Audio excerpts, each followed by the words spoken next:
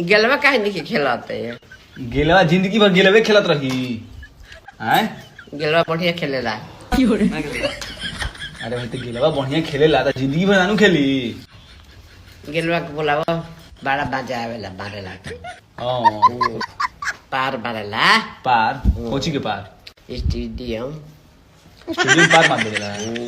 दौड़ेला खड़े खड़े मारेला खड़े खड़े छक्का मार देला स्टेडियम पार वो आ रहा है बीडी बेटी लुटा लुटा के मारेला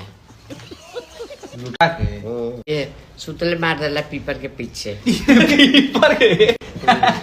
पीपर होला कि कीपर होला कीपर तो नहीं है कीपर के पीछे पीपर के पीछे काउची कीपर तो हर गोडी पीपर भटिंडा रहा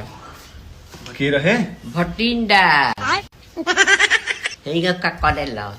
फटिंडा ई कोन खेला गया गए भटिंडा तिची फेंकत रहे भटिंडा